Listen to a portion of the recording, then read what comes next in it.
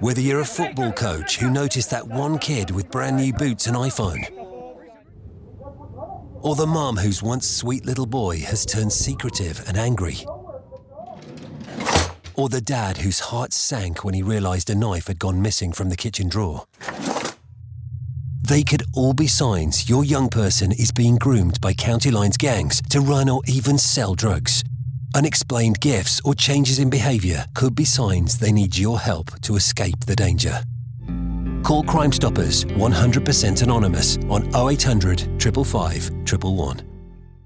LinkedIn is pretty great at a lot of things, like helping you tap into the latest trends and insights in your field.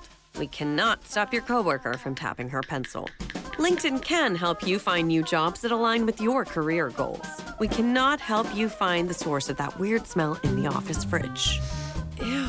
And while we can't stop your coworkers from bringing their hobbies into the office, LinkedIn can help you bring your career to the next level.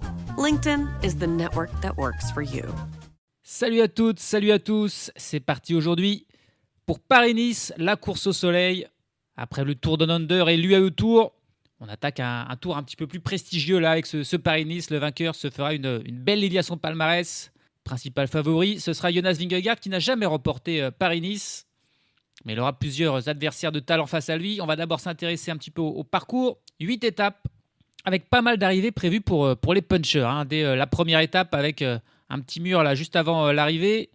On a aussi la 4e étape qui se finit sur une belle ascension, un beau dernier mur. C'est pareil pour la 5, pour la 6. On a une seule véritable arrivée au sommet. C'est la 7e étape, l'arrivée au sommet d'Oron. La 8e étape à Nice. Il y aura beaucoup de montagnes à franchir, mais ça devrait plutôt sacrer un offensif, un baroudeur.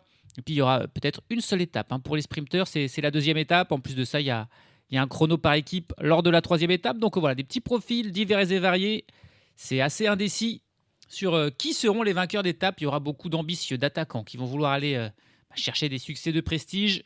Pour le classement général, par contre, ça se résume probablement à une lutte à 3 entre donc Jonas Vingegaard, le leader de la Visma Isobike, qui sera épaulé notamment par Bruno Armirail ou Wilco Kelderman, mais il n'y a pas de Matteo Jorgensen, qui est le double tenant du titre de ce Paris-Nice. L'Américain, il n'est pas là. Il sera sur Tirreno Adriatico en même temps.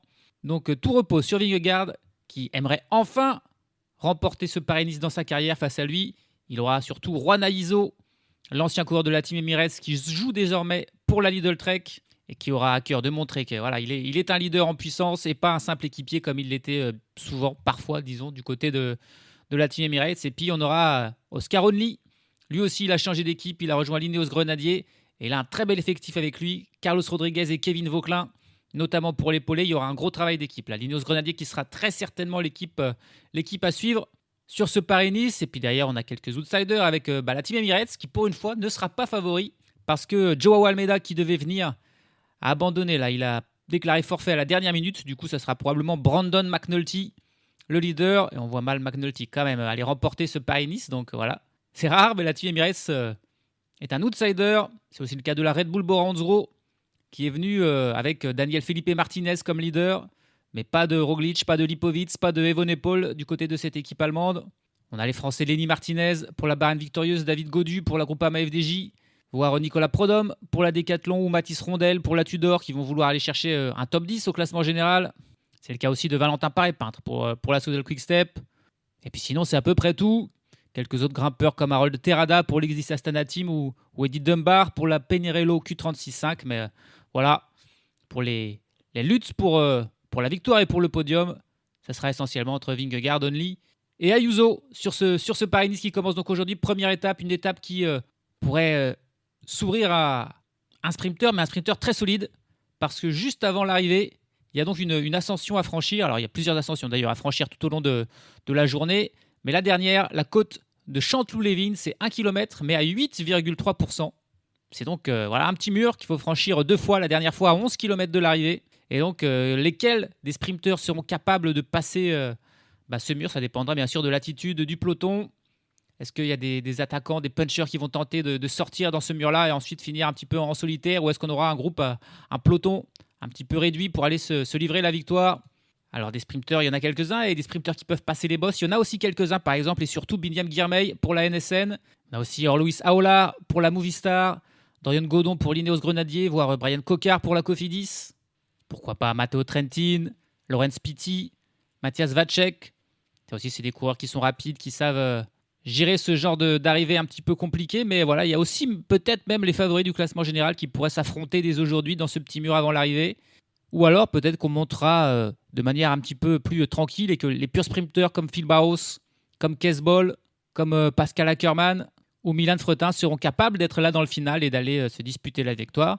Plusieurs scénarios possibles pour cette première étape de Paris-Nice. Allez, c'est parti. Chute de Bellocchi juste devant Armstrong qui est parti dans le terrain. Et attaque de Pierre Roland. Voilà ce que nous disons depuis le début de ce Tour de France. Une chute terrible. Christopher Froome à pied. Mais quelle image du Tour. On n'a jamais vu ça. 100% cyclisme, le podcast du vélo en direct. Ça va Marion? Désolé. Et allez, c'est parti pour cette première étape, cette belle semaine qui s'annonce entre Paris, plus ou moins. On part aujourd'hui de la ville d'Achères dans les Yvelines et Nice, ça c'est sûr. On termine toujours sur la promenade des Anglais. Première étape, on va voir s'il y aura des intéressés pour aller prendre l'échappée. Mais le problème de l'étape du jour, c'est qu'il faudra attendre longtemps pour aller chercher les premiers points du classement de la montagne, parce que bien sûr, il y a toujours cette lutte pour ce maillot qui est en général très intéressante, surtout lors de la première étape. Mais là, il y a 4 ascensions répertoriées, 4 cols de 3e catégorie. Mais le premier aura lieu au kilomètre 107. Donc il faut s'en taper. Des bornes avant d'y arriver. La côte de Garganville, 2 km à 5%. Puis ensuite, les autres s'enchaîneront avec la côte de Vaux-sur-Seine, 1 km à 7%. Puis les 2 franchissements de la côte de Chanteloup-les-Vignes. Pareil pour le sprint intermédiaire, il aura lieu quasiment à la fin, au kilomètre 154, soit 15 km avant l'arrivée. Il est possible que les échappés soient déjà repris d'ici là. Et alors peut-être qu'on verra une lutte, parce qu'il y aura des points bien sûr pour le classement du meilleur sprinter, mais aussi des secondes. 6, 4 et 2 secondes à prendre sur ce sprint intermédiaire. On pourrait donc voir Ayuso, Vingegaard et compagnie peut-être déjà se battre pour aller chercher ces petites secondes. On verra ça, on n'en est pas là pour l'instant, la course est partie, pas tout à fait d'attaque dans ces premiers kilomètres là. Allez, il aura fallu attendre 5-6 km avant de voir les premières vraies attaques, mais ça y est, c'est parti, des coureurs là qui sont à l'avant, qui ont pris un petit peu d'avance sur le peloton. Un groupe de 6 coureurs qui est sorti. Ils sont sortis en 2 temps. D'abord un groupe de 3, puis les 3 autres qui les ont rejoints. On y retrouve notamment 2 coureurs pour la Jayco Alula avec Luc Durbridge et Patrick Gamper. On a aussi Casper Pedersen pour la Soudal Quick-Step. Max Walker pour l'IF. Sébastien Grignard pour la Lotto Intermarché. Puis un Français quand même avec Mathis Lebert pour la Total Energy. Équipe invitée. La Total Energy, bien sûr. Il y a des équipes Pro Tour invitées. La Cofidis et la Total Energy, en plus de la Tudor et de la Pinarello, ça c'est habituel. Voilà les 4 équipes de division Pro Tour qui sont là avec les 18 de division World Tour. Ce groupe de 6 qui semble bien parti pour être déjà l'échappée du jour. Mais il va falloir qu'ils collaborent bien ensemble s'ils veulent tenir assez longtemps pour aller chercher les points de la montagne notamment, qui auront lieu dans une centaine de kilomètres. Ouais, on la tient l'échappée du jour avec ces 6 coureurs. Mais on les prend au sérieux très rapidement là, parce qu'ils n'ont même pas 2 minutes d'avance. Ils ont 1 minute 10, et déjà dans le peloton, on se met à rouler. Avec notamment la NSN Cycling Team, l'équipe de Binyam Girmay, qui, on se doutait que c'était un des favoris du jour, qui pouvait passer ce genre de difficulté là sur la fin. Son équipe a aussi foi en lui, parce que c'est elle qui prend la responsabilité de la chasse déjà, alors que l'échappée vient tout juste de s'en aller, et a donc seulement une toute petite minute d'avance sur le peloton. Et puis on a déjà un abandon. Kelland O'Brien pour la Jayco Alula. Il a 2 coureurs dans l'échappée, la Jayco Alula, mais ils ont aussi un coureur de moins désormais avec Kelland O'Brien qui doit être malade là, parce qu'il a abandonné après 10 km de course. En tout cas, voilà, on retrouve ce scénario où de nouveau on laisse aux échappés peu d'espoir pour l'instant, avec seulement une marge d'une petite minute, 1 minute 10. 100 km de l'arrivée. L'écart pour les hommes de tête qui oscille. Il était descendu à seulement 40 secondes. Là, il est remonté à 1 minute 30. On joue un petit peu avec les échappés, mais les échappés qui jouent aussi un petit peu avec le peloton en ne donnant pas tout, ils sentent que la poursuite est forte derrière eux, donc ils gardent aussi des forces pour espérer dans le final pouvoir résister en restant un petit peu frais. À noter qu'une autre équipe a rejoint la NSN, c'est la Team Picnic PostNL. Pas forcément une équipe qu'on attendait voir rouler aujourd'hui, mais on a foi très certainement en Casper Van Houten aujourd'hui pour la victoire d'étape. Un bon sprinter aussi, qui peut passer peut-être la bosse finale, on verra ça. Et voilà, 2 équipes à la poursuite des échappés. Situation un petit peu tranquille, on va pouvoir faire un focus sur l'un des hommes de tête. Sachant qu'on a du beau monde quand même, avec seulement 2 coureurs parmi les 6 qui n'ont jamais remporté de victoire en professionnel. C'est Sébastien Grignard et Mathis Lebert. Une victoire pro pour Gamper et pour Max Walker. 3 pour Pedersen, mais un qui est au-dessus du lot, c'est quand même Luke Durbridge. 15 victoires dans sa carrière. Alors certes, il en a remporté notamment beaucoup sur les championnats d'Australie, puisqu'il est quadruple vainqueur des championnats d'Australie du contre-la-montre, mais aussi double vainqueur de la course en ligne des championnats d'Australie, mais il a aussi remporté des chronos sur d'autres compétitions. Et même une victoire au niveau World Tour, c'était sur le Critérium du Dauphiné. Alors ça remonte, c'était en 2012. Mais il avait remporté le prologue du Critérium du Dauphiné cette année-là. Il s'est donc en plus emparé du maillot de leader. Et voilà, c'était il y a 14 ans parce que Luke Durbridge, il en a 34 des années. Il a passé toute sa carrière dans cette équipe de la Jayco Alula. À l'époque, quand il a rejoint cette équipe, c'était l'Orica Green Edge. C'était justement en 2012. Elle est devenue ensuite l'Orica Bikes Exchange, puis l'Orica Scott, puis la Mitchelton Scott, puis la Team Bike Exchange, puis la Team Bike Exchange Jayco, et finalement la Team Jayco Alula. Et pendant toutes ces années, qui était là? Notre ami australien, Luke Durbridge, fidèle. Il aime bien son petite équipe australienne, on lui fait confiance. Et ça marche pas mal, donc avec ses 15 victoires d'étape. La dernière, dans sa carrière, c'était les championnats d'Australie, évidemment, la course en ligne. C'était l'an passé, en 2025, et avant ça, ça remontait. C'était 2020, son avant-dernière victoire, et là encore, c'était les championnats d'Australie. Mais le contre-la-montre, autrement dit, ses principaux succès, il les a remportés entre 2012 et 2014. D'ailleurs, après, c'était beaucoup plus compliqué. Il n'a donc pas tout à fait répondu aux attentes qu'on avait sur lui. Ça reste malgré tout un très fort rouleur, et puis un coureur d'une très grande expérience. Il a fait 11 fois le Tour de France quand même, 4 fois le Giro pour une fois la Vuelta, avec une deuxième place sur une étape du Giro en 2015 comme meilleur résultat. Par contre, il n'a jamais bien sûr performé au classement général. Et puis sur les monuments, 27 monuments dans sa carrière. Il les a tous fait au moins une fois, mais il a fait surtout 10 fois Paris-Roubaix et 10 fois le Tour des Flandres. Il a terminé aux portes du top 10 quand même, 12e du Tour des Flandres en 2017 comme meilleur résultat pour ce très beau rouleur, Luke Durbridge, très expérimenté, 34 ans, que l'on voit beaucoup. Il était sur le Tour Down Under, il était sur le Tour et il est de nouveau sur Paris-Nice. Il fait toutes les courses pour l'instant de ce début de saison, Luke Durbridge. Autrement dit, il est chaud et il va tenter avec son équipier, en plus Patrick Gamper, l'Autrichien qui est avec lui, d'aller le plus loin possible. On va voir ce que ça donnera. En tout cas, on se rapproche aussi petit à petit pour les échapper de la première difficulté du jour, la côte de Garganville. C'est la plus facile, 2 km à 4,7%. Et ça devrait nous donner lieu à un petit affrontement là entre ces 6 hommes pour être le premier peut-être à prendre des points et ensuite à aller remporter ce maillot de meilleur grimpeur ce soir. Allez, ça s'agite dans les échappées pour aller chercher ses points de la montagne avec coureur de l'IF, là, Max Walker, qui tente de surprendre en attaquant un peu de loin. Ah, ça fait plaisir quand il y a de la bataille pour ses points. C'est pas toujours le cas. Et Max Walker qui continue son effort, qui va peut-être bien réussir à passer en tête. Il a quand même Casper Pedersen qui est en train de revenir. Ouh, ça se joue à pas grand-chose dans ces Pedersen. C'est Casper Pedersen qui prend les 3 points qu'il y avait à prendre ici. 2 points pour Max Walker et puis Mathis Lebert qui était dans le coup aussi, qui vient prendre un petit point. C'était serré, c'est vrai que n'y a pas forcément de grands grimpeurs parmi ces hommes de tête, c'est plus tous des rouleurs, donc il y avait match. Et c'est Casper Pedersen qui a été le meilleur, qui a bien suivi l'effort de Max Walker, qui a tenté de surprendre en attaquant à 300 mètres de la ligne. Pedersen s'est repris, prend les premiers points, mais il reste encore 3 fois 3 points à prendre. La prochaine ascension elle aura lieu dans une quinzaine de kilomètres, c'est la côte de Vaux-sur-Seine, 1 km 300 à 6,8%, plus pentu, plus courte mais plus pentue. Les échappés ont 1 minute et 14 secondes d'avance sur le peloton, mené par différentes équipes. Désormais, il n'y a plus que la NSN qui travaille. On voit aussi la Decathlon, on voit la Uno X, qui sont aussi aux avant-postes, la Groupama FDJ également. Plein d'équipes qui ont des petits sprinteurs qui savent grimper, donc tout le monde y croit un peu aujourd'hui. On est à 63 km de l'arrivée. Allez, la côte de Vaux-sur-Seine, 1 km 300 à 7%. Oh, avec Mathis Lebert là, qui attaque de très très loin. On doit être à 700 mètres de la ligne là, et on est quasiment au pied de l'ascension en vérité. Et il a tenté de surprendre et il a surpris. Il a surpris parce qu'il n'y a que Casper Pedersen qui parvient à le suivre. Max Walker est un petit peu distancé. Et les 3 autres sont encore plus loin là.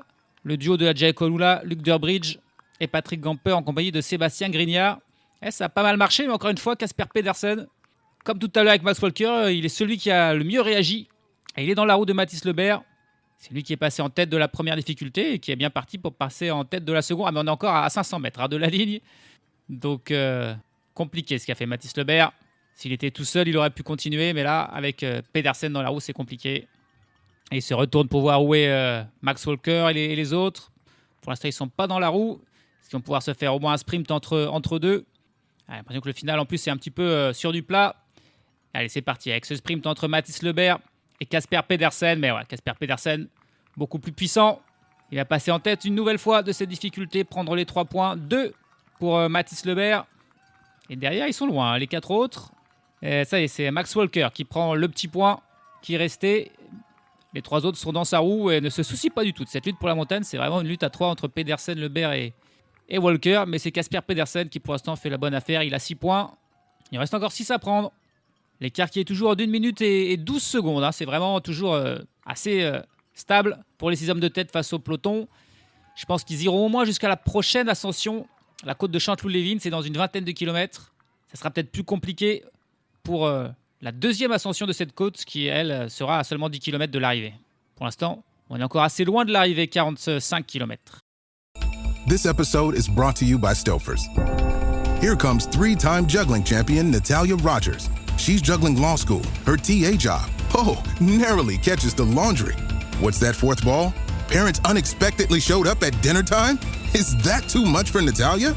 Not with Stouffer's Chicken Alfredo and its mouth-watering mix of Asiago, Romano, and Parmesan. When you're juggling 4 things at once and the clock strikes dinner, think Stouffer's. This is your fix. I'm your host, Stassi Schroeder. Welcome to Tell Me Lies, the official podcast. What's the most unhinged thing of season 3? Steven, because he's so evil. I do think he is misunderstood. You see everyone face consequences. It's intoxicating. The writers just know how to trick you. There's always a twist in this show. Tell Me Lies, the official podcast, January 6th, and stream the new season of Tell Me Lies, January 13th on Hulu and Hulu on Disney+. Allez, on attaque la côte de Chanteloup-les-Vignes, 28 km de l'arrivée. Et au moment d'attaquer cette difficulté, les échappés ont le plus grand écart qu'ils n'ont jamais eu avec le peloton. 1 minute 40 d'avance pour les 6 hommes de tête. Un peloton qui n'est plus trop en mode poursuite derrière. C'est plutôt les équipes des leaders là, de la Visma The Bike et de la Lidl Trek qui sont en tête de ces pelotons pour placer leurs coureurs. Mais pas forcément pour revenir sur les hommes de tête. Elle est difficile cette ascension. Encore une fois, elle est courte, seulement 1 km, mais 8% de moyenne avec des passages à plus de 12%. L'occasion devrait être belle là pour Casper Pedersen pour encore prendre des points et s'assurer le maillot de meilleur grimpeur ce soir. Ouais, pour l'instant, personne qui n'attaque de loin parmi les échappés. Cette fois-ci, on va attendre le dernier moment a priori pour se dérouler ce sprint. C'est le coureur de la Lotto Intermarché, Sébastien Grignard, qui pour l'instant mène. Casper Pedersen regarde Mathis Lebert dans sa roue. Et cette fois-ci, c'est Pedersen qui lance en premier, mais qui lance en premier ou 2 derrière. Il est extrêmement plus fort que Mathis Lebert qui va encore une fois prendre la 2e place. Et là, Max Walker, il n'a même pas la force d'aller prendre la 3e place. C'est Patrick Gamper qui a pris le petit point qui restait. Et voilà, Casper Pedersen, c'est officiel. Il a 9 points. Il a plus de 3 points d'avance sur son premier poursuivant qui sera Mathis Lebert qui en a 5. Donc, voilà. Casper Pedersen sera le meilleur grimpeur ce soir, c'est sûr, sur Paris-Nice. Et la question, c'est désormais cette échappée qui n'a pas forcément tout donné, qui a un petit peu joué là avec le peloton. Est-ce qu'elle peut inquiéter les équipes de sprinteurs qui ont beaucoup travaillé, mais qui pour l'instant maintiennent toujours cet écart d'1 minute 30 ? Il va falloir commencer à le diminuer très sérieusement, cet écart, si on veut les rattraper, les hommes de tête. Allez, prochain point d'intérêt, c'est dans une dizaine de kilomètres. Un passage sur la ligne d'arrivée qui offrera 6, 4 et 2 secondes, le sprint intermédiaire du jour. Sera-t-il pour les échappés ou pour le peloton ? Allez, les secondes bonus, ça sera pour l'échappée, donc il n'y aura pas de souci pour les leaders du classement général qui ne vont pas aller se livrer. Et l'écart qui est toujours d'1 minute 20, ça devient intéressant quand même pour les échappés. Derrière, ça panique un petit peu là. On voit la Cofidis qui a, avec Brian Cocard et Milan Fretin, 2 cartes pour aujourd'hui. On voit la Uno X qui roule aussi. Ils ont notamment Rasmus Stiller peut-être comme sprinter pour aujourd'hui. La NSN qui travaille toujours. On panique un petit peu là, parce qu'on n'arrive pas du tout à les ramener ces échappés qui probablement ne vont pas perdre d'énergie à se disputer le sprint. Là, il faut qu'ils travaillent tous ensemble. Il n'y a aucun coureur qui a des ambitions au classement général. Donc je ne pense pas qu'ils vont s'en soucier. Et pour une fois, je ne suis pas déçu parce que je trouve logique qu'ils ne s'amusent pas à faire ce sprint. C'est les 2 coureurs de la Jacques Alula qui vont passer en tête. Ouais, Pedersen et Grignard, ils l'ont fait en faisant une toute petite accélération. Mais bon, ils ne sont pas allés prendre la première place. ça sera Patrick Gamper, je crois qu'il est passé en tête. Peu importe, là l'objectif pour ces hommes, c'est de tenter de limiter le retour du peloton, qui a perdu des éléments en plus dans le premier passage de la côte de Chanteloup-les-Vignes. On a perdu quelques équipiers. Problème pour le peloton, c'est qu'il faut rouler vite bien sûr pour revenir sur l'échappée, mais pas trop non plus pour prendre le risque de lâcher son sprinter. 12 km de l'arrivée désormais, de nouveau dans cette côte de Chanteloup-les-Vignes, la dernière difficulté du jour. Les 6 hommes de tête ont 46 secondes d'avance sur le peloton qui revient fort évidemment. Il faut tenter de limiter l'écart au maximum dans cette ascension parce qu'ensuite il y a un petit replat, mais ensuite il y a une descente où c'est très dur de reprendre du temps. Puis ensuite les 5 derniers kilomètres qui se feront sur le plat. Allez, l'accélération pour Max Walker qui est suivi par Sébastien Grignard. C'est un petit peu plus compliqué pour les autres, mais ça revient là, avec Gamper, avec Pedersen, Mathis Lebert. Je vois plus de Luc Durbridge par contre, qui a dû exploser peut-être, qu'il a plus travaillé que les autres. Il travaillait pour Gamper. Ça fait 150 km qui sont devant les hommes de tête. Et elle fait mal, cette dernière ascension. Et Mathis Lebert là, qui met une accélération. Et cette fois-ci, Casper Pedersen qui peut pas trop suivre. Mathis Lebert qui va peut-être passer en tête de la difficulté, prendre 3 points. Ça ne lui suffira pas pour rattraper Casper Pedersen dans ce classement, mais il sera juste derrière. Parce que Pedersen n'est pas là, c'est Sébastien Grignard qui est même en 2e position. Mais là, ils sont tous sympas. Gamper qui est derrière avec Casper Pedersen. Et c'est bien Mathis Lebert qui passe en tête devant Grignard et devant Gamper. Il n'a même pas réussi à prendre un petit point là, dans cette ascension, Casper Pedersen. Et derrière dans le peloton, ça explose avec l'attaque là, de Dewan Kosciu. L'attaque d'Ewen Kosciu, suivi par un coureur de l'IF. Et ça va faire mal à tous les sprinteurs là. C'est Alex Baudin, qui est un autre Français, qui accompagne Ewen Kosciu. Les 2 coureurs qui ont 5 mètres d'avance sur le peloton, avec mené par un coureur de Cofidis. Et Vingegaard, il est déjà en 2e position de ce peloton. Et là, on retrouve plutôt les favoris, avec Ayuso, avec McNulty, avec Lenny Martinez, qui sont dans ces premières positions du peloton. Donc là, les sprinteurs ont dû prendre un peu cher, mais ça ralentit là, parce que Baudin et Kosciu ont été repris. C'est pas Vingegaard et compagnie qui vont rouler, et ça tergiverse un petit peu. Et ça pourrait aussi être un avantage pour les échappés, même si l'écart n'est plus que de 30 secondes à 10 km de l'arrivée. Il va falloir se réorganiser un petit peu dans le peloton, retrouver des équipiers pour se mettre à travailler. Mais il y a encore une attaque là, encore un coureur de la Groupama FDJ. Ils ont pourtant un petit sprinter avec Clément Russo, mais il est peut-être plus là. Là, c'est Quentin Paché qui met son attaque accompagné de Sandy Dujardin. Et cette fois-ci, ils ont réussi à sortir, eux deux. Dans le peloton, il faut commencer à s'organiser. C'est la Red Bull Bora Hansgrohe qui semble prendre les choses en main. Laurent Spiti qui doit encore être là dans le coup. La course qui s'excite à tous les niveaux. Et tout aussi bien les coureurs du peloton que les coureurs de l'échappée ont de l'espoir de gagner. Alors que, tiens, la Visma Lease Bike qui prend la tête du peloton. Ils ont encore Axel Zingle dans le coup. C'est peut-être lui qui va aller chercher la victoire. Parce qu'on a 4 coureurs de la Visma dans les 6 premiers là. Et si la Visma se met en mode poursuite, ça sent pas bon évidemment pour les échappés. 3 km de l'arrivée. Et la Visma Lease Bike qui va faire très mal aux échappés qui vont les rattraper. Il y a encore 6 secondes d'avance. Mais c'est peine perdue une nouvelle fois pour les hommes de tête. Pourtant, on y croyait un petit peu là, quand ils avaient une 40 à 25 km de l'arrivée. Mais là, c'est vraiment la Visma qui finit le boulot. On travaille pour Axel Zingle. On voit l'IF de Luc Lamperti, qui est peut-être encore là, qui est aussi bien placé, qui a 3 coureurs. La Cofidis aussi. Brian Cocard doit encore être là, moins que Milan Fretin aussi. Par contre, on n'a plus de Pascal Ackermann ou de Phil Bauhaus qui ont été distancés lors de la dernière ascension. Les purs sprinteurs en difficulté. Et les coureurs un peu plus versatiles sont encore là. Je ne vois pas pour l'instant de William Guillermey. Est-ce qu'il est encore là? Allez, on a Sébastien Grignard et Casper Pedersen qui sont les 2 derniers résistants. Là, ils ont 20 mètres d'avance sur le peloton. Mais là, on se bat plus pour le titre de super combatif du jour, je pense, que pour un véritable espoir de s'imposer 2 km de l'arrivée. Un peloton qui est encore bien fourni. Il y a peut-être bien 80 coureurs encore, je pense, au moins. Quelle équipe? On a encore 2 coureurs là pour l'Alpecin Première Tech. Est-ce que Jensen Perwright serait encore là? Ça serait fort. Ils ont des autres petits sprinteurs avec Ramsès De Bruyne, Simon Dehers. De toute façon, il n'y a toujours que des sprinteurs dans cette équipe. Allez, la NSN qui jaillit. William Guillermey est bel et bien là. On a quelques coureurs pour la Soudal Quick-Step aussi. Est-ce que Jasper Stuyven qui est là aux avant-postes de faire le sprint? La Décathlon de Kesbol aussi, qui est très bien placée, qui d'un seul coup est en tête de ce peloton. Kesbol en 2e position. Alors qu'il y a eu une petite chute là, coureur de la Décathlon justement. Non, coureur de la Bahreïn. qui est tombé. Oh, il y a une autre chute là. Oh, il y a un gros ralentissement. Ah bah c'est Lenny Martinez qui est tombé du côté de la Bahreïn. Ça a l'air d'aller. Mais derrière, allez, il faut revenir au sprint. Avec l'IF très bien placé. Avec Luc Lamperti très bien placé. Pour faire le sprint, il a Axel Ziegler dans sa roue. Or, Louis Saoulard dans la roue d'Axel Ziegler. C'est aussi là pour la Movistar. William Guillermey qui s'intercale. Kesbol qui lance son sprint. Luc Lamperti pour l'IF qui est pour l'instant en tête. Et c'est peut-être bien Luc Lamperti, oui, qui va s'imposer. Ça remontait pour un coureur de la Lotto. Ça remontait pour Louis Saoulard. Ça remontait aussi pour Milan Fretin qui était bel et bien là pour la Cofidis. Mac Tennyson pour l'XDX Astana. Il y avait beaucoup de monde impliqué. Mais c'est Luc Lamperti qui a réussi à chercher la victoire. Et ben, il va être content l'IF parce que c'est une des 2 seules équipes World Tour avec la Picnic PostNL qui n'avait pas encore le moindre succès cette année, que ce soit dans des courses de haut prestige comme les courses World Tour, comme dans les courses inférieures. Ils n'avaient jamais gagné, tout comme la Picnic PostNL. Ben, désormais, voilà, la Picnic PostNL est la dernière équipe World Tour sans victoire et ça sent vraiment pas bon pour la pauvre Picnic, qui n'a plus personne depuis le départ d'Oscar Only.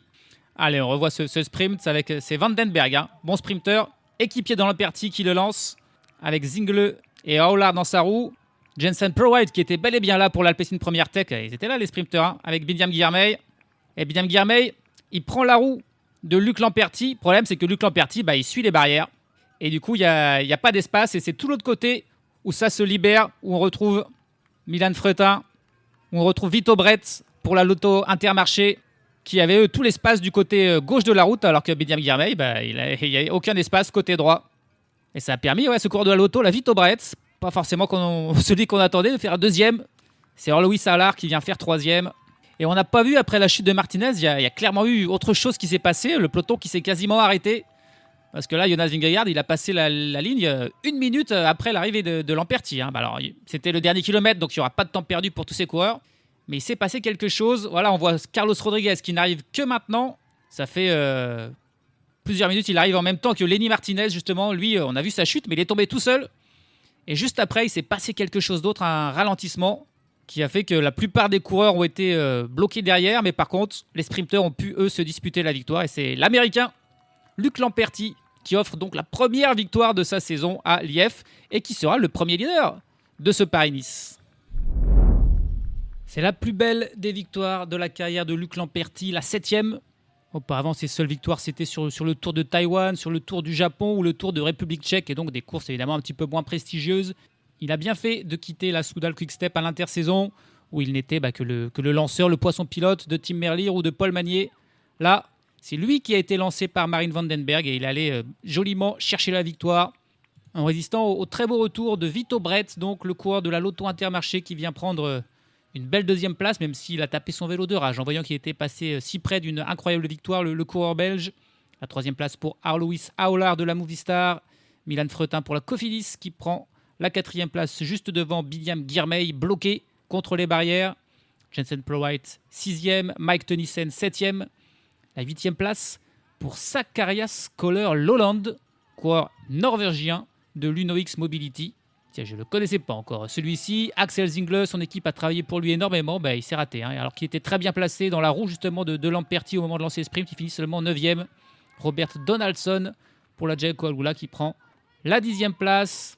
Derrière, il y a eu donc des petits ralentissements, mais voilà, pas de temps perdu pour les coureurs du classement général ou pour Lenny Martinez qui est tombé a priori sans gravité.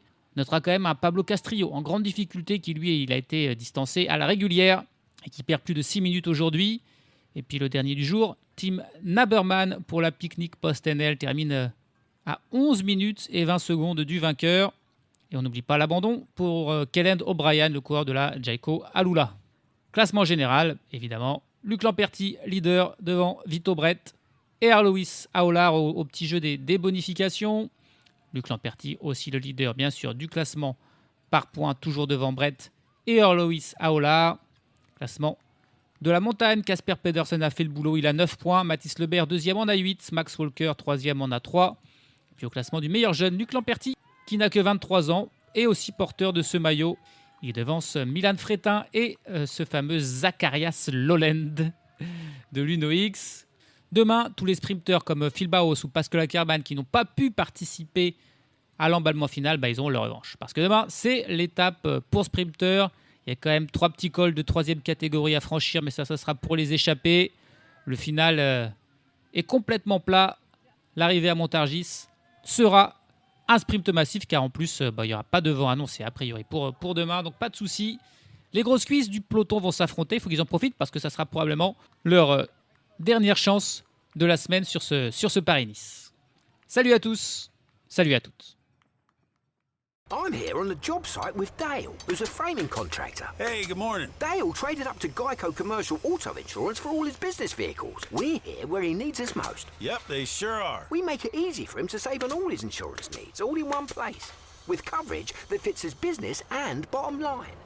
Oh, I shouldn't have looked down. It's all right. We're so far up here. Look at me. Take a deep breath. No, I'm good. So good. Get a commercial auto insurance quote today at geico.com and see how much you could save. It feels good to Geico.